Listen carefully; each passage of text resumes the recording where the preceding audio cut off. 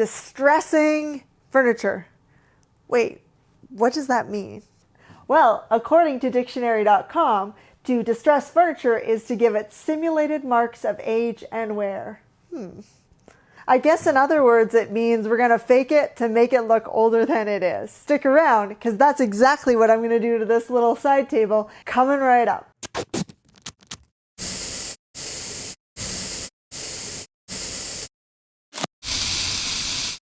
Hey, I'm Deanna. Welcome to my studio. This is the beginner's guide on how to distress chalk painted furniture.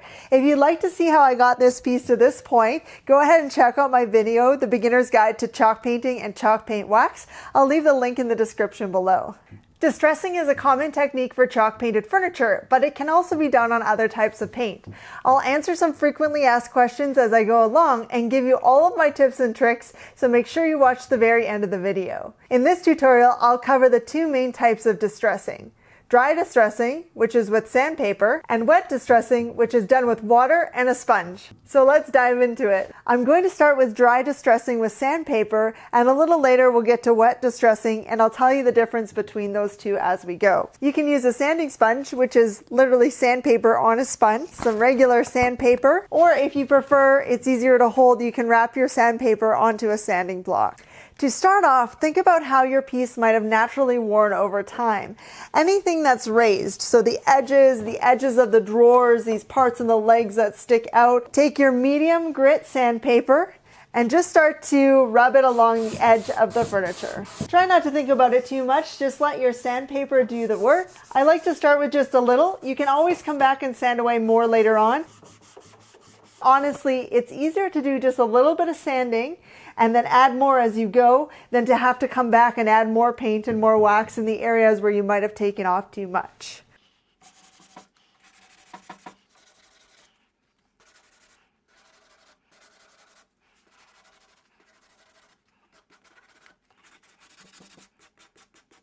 Another tip is to avoid completely sanding every edge and every shape. If you do, you're going to end up with a perfect outline around everything, keeping in mind that if this had worn natural, it wouldn't have worn even like that. So it's okay for your distressing and wear marks to be uneven throughout the piece. So far, I've just been distressing with my sanding sponge and it's working great. This piece was painted in French linen chalk paint and it's got a layer of the clear wax sealer as a protective coating. A question I get asked often is, do you distress your furniture piece before you apply the wax sealer or after? I'm going to tell you that both are fine options, and I'll give you some pros and cons of each, and then it's just really about trying them out and see which one you prefer.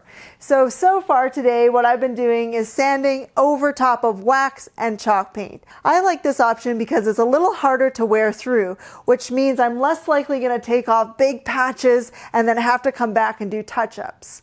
Also, you may have noticed there is a little bit of paint dust gathering on the table, but it's really not that much. I find that if you sand an area that's just chalk paint, no wax, it does create quite a bit more dust. So the pros would be, again, that it doesn't wear through quite as quickly, as well as it doesn't make quite as much dust. Let's talk about distressing chalk paint before you apply the wax. It's easier to wear through, so less elbow grease is needed to get right back to that bare wood. And also, you can do wet distressing, which I'll demonstrate for you right now. You'll need a bucket of warm tap water and a kitchen sponge with the scouring pad. I left this leg in this part of this side table without any wax so I could demonstrate this wet distressing method for you. Dip your sponge into the water and squeeze it out. You want your sponge to be wet, but not dripping wet. I like to start with the sponge side first rather than the scouring pad because it's less aggressive. And then as you're going, if you need a little bit more grit, you can flip to the scrubby side. The same distressing rules apply as with sandpaper. You're just gonna take the sponge and run it along the edge. Try not to overthink it. And instead of sanding the paint off, we're gonna be reconstituting the paint with water and washing it away off the surface.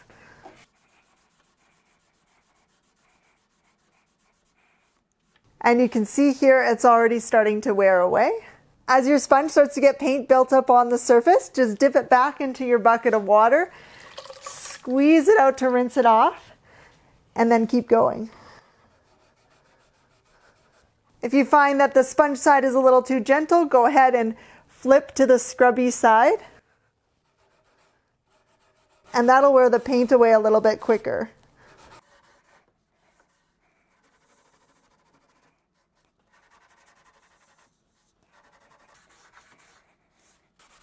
I've completed distressing on all of the edges in detail, and now I'm going to do a little bit into the flat parts. Distressing furniture on the flat parts can be a little bit intimidating, especially the first time you're giving it a go. Try to keep in mind still the same idea as before. Where would this piece have naturally worn? Something you want to avoid is the Dalmatian effect. You might be thinking, Dalmatian effect? What the heck does she mean? Let me explain.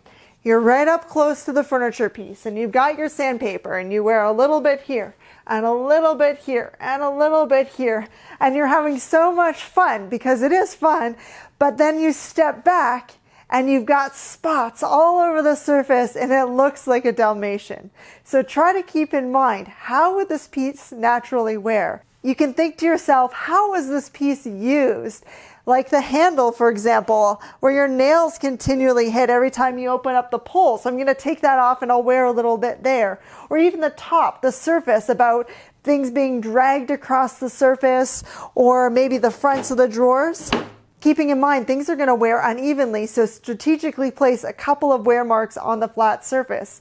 If you don't feel comfortable diving into that, no problem. You can leave it just as it is, but I'll do a couple just to show you what I mean.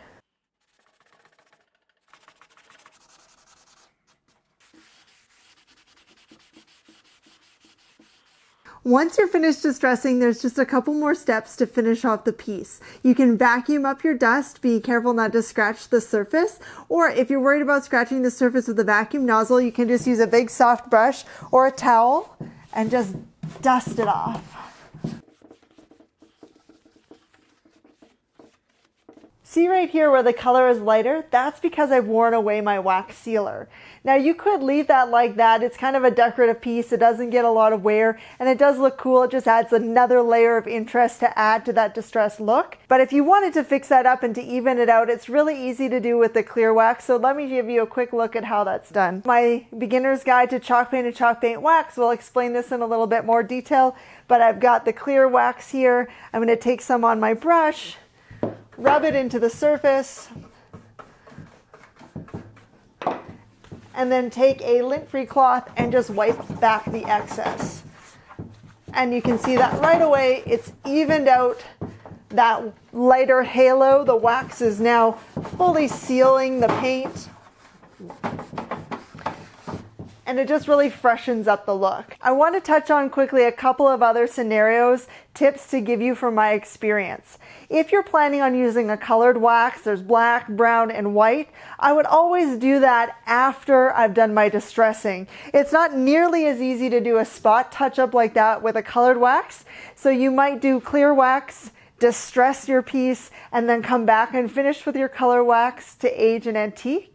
Also, if you're thinking about using a top coat other than wax, say a varnish or polyurethane, I would always do my distressing before. Once you start sanding over top of those sealers, you do break the seal, and over time they can peel and lift up, and they're really not as easy to do a spot touch-up like the wax. So that process would be paint, distress, make sure all that dust is really cleaned off. You might use a damp rag or a tack cloth, let it completely dry, and then finish with sealing. I'm just going to carry on and keep waxing those areas that I've distressed, and then we'll take a look at the final piece.